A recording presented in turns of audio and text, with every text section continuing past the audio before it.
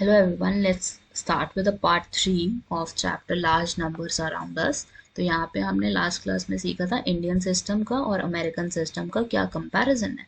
Like I know कि हमारा 1 लाख किस वैल्यू के इक्वल होता है अमेरिकन सिस्टम में 100,000. 10 लाख किसके इक्वल होता है 1 मिलियन के. 1 crore is equivalent to 10 million. 10 crore की जगह क्या लिख सकते हैं 100 मिलियन.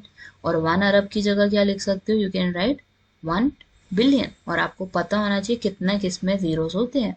लाइक 1 लाख में how many zeros are there 5. 1 crore में 7. 10 करोड़ में 8. 1 अरब में 9 are there. So this is for comparison between Indian system and American system. Zeros तो सेम रहेंगे लेकिन ऑर्डर जो होता है इसका प्लेस करने का वो अलग होता है. जैसे कॉमर्स हमें जो प्लेस करने होते हैं. तो Indian system makes use of 3,2,2 behaviour. पहले पीछे से जाना है हमें राइट साइड से. जैसे मान लो ये नंबर है मेरे पास, ठीक है. पीछे से देखेंगे 3 नंबर, फिर देखेंगे 2. तो 3 और 2 का पैटर्न चलता रहता है. यहाँ पे पहले पे 3 देखना है हमें, पीछे से 3 नंबर से कॉमा लगाना है, फिर 2 नंबर के पीछे कॉमा लगाना है, फिर दो के पीछे and so on. American system में क्या होगा, let's say same number is there.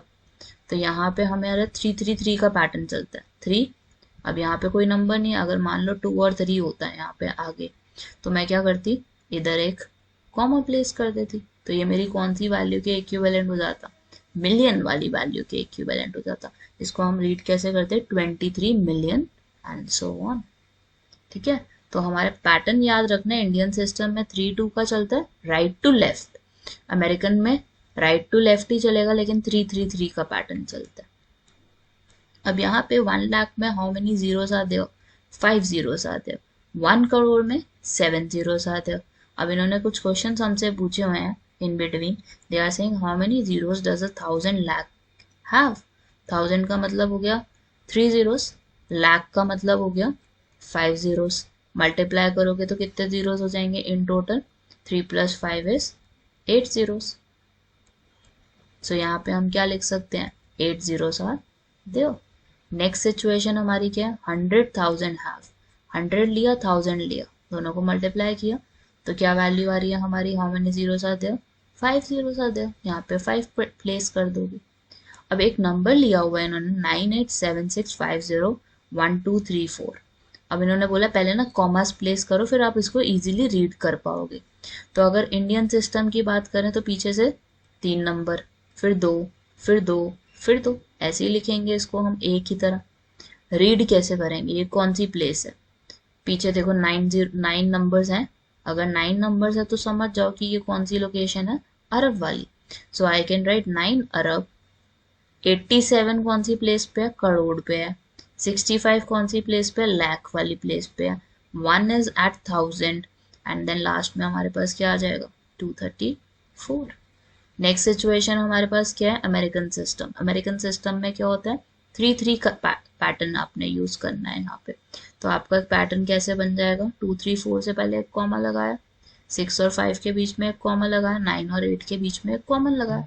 अब 9 को कैसे रीड करोगे आप, you can read it as 9,876,501,234 would be your end part of it.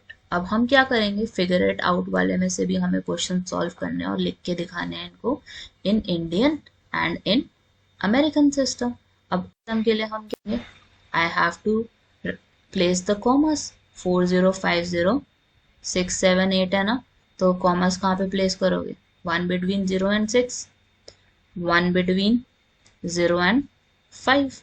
तो आपका ये कंप्लीट हो गया. अब ये कौन सी प्लेस पे है 40 हमारा, दिस इज एट 40 लाख. आप क्या लिखोगे अब यहाँ पे, दिस इज 40 लाख. और 50 कहाँ पे है, 50 इज एट 1000 प्लेस, 50,000.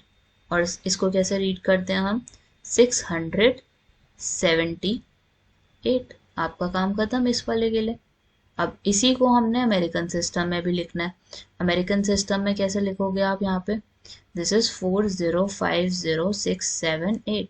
अब 3 का पैटर्न चलाना है. अब 4 वाली कौन सी लोकेशन है हमारी, मिलियन वाली. तो क्या लिखोगे 4 मिलियन 50,000, वो तो सेम ही हो जाएगा 1000 वाली लोकेशन हमारी। क्या लिखोगे? 50,678।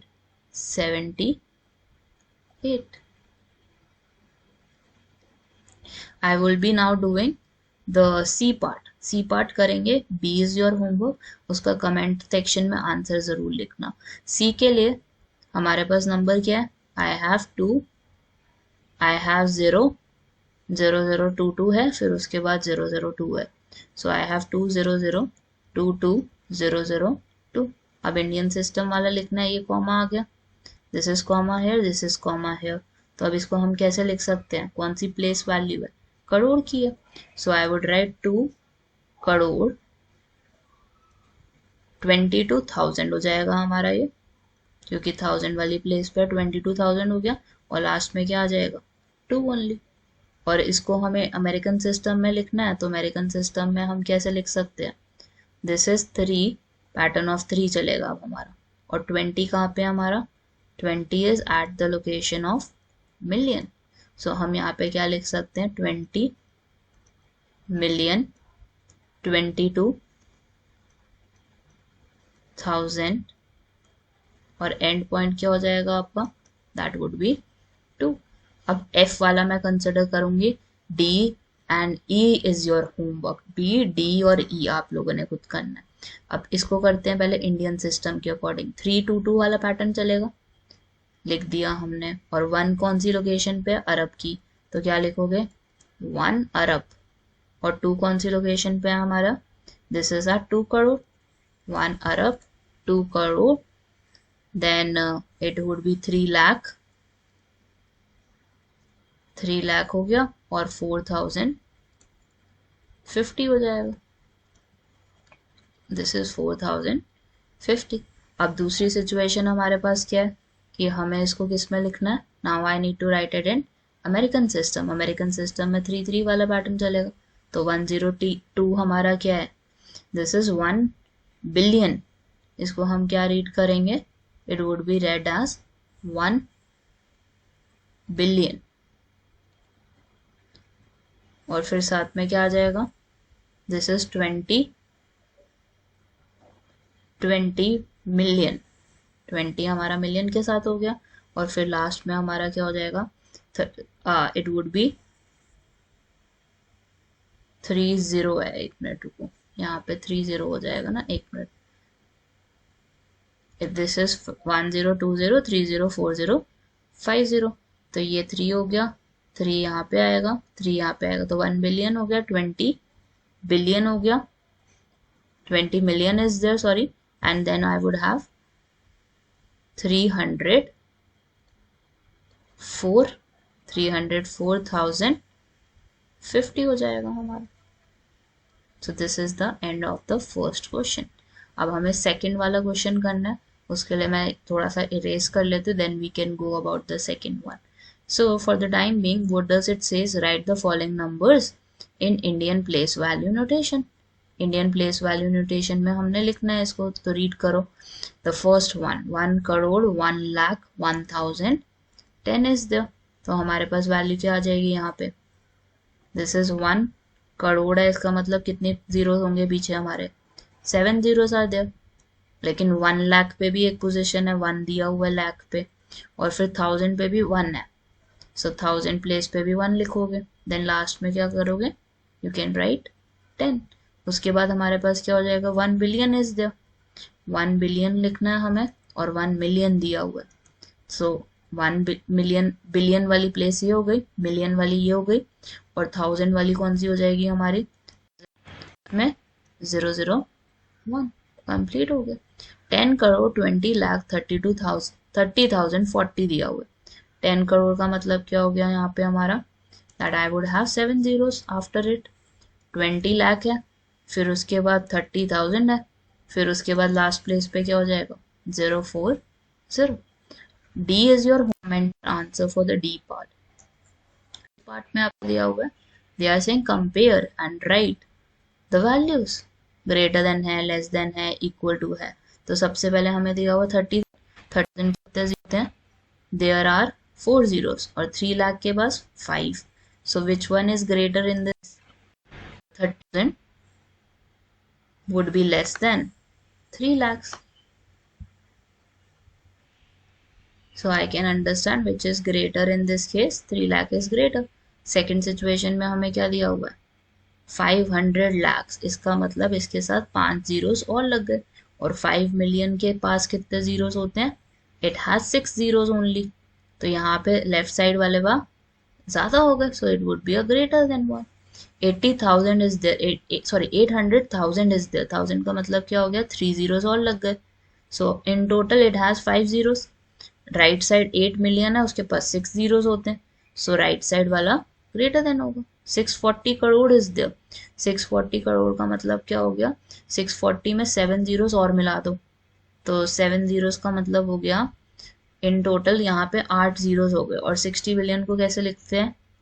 इट हैज 60 इंटू 9 zeros, और 9 के 10 हो गए.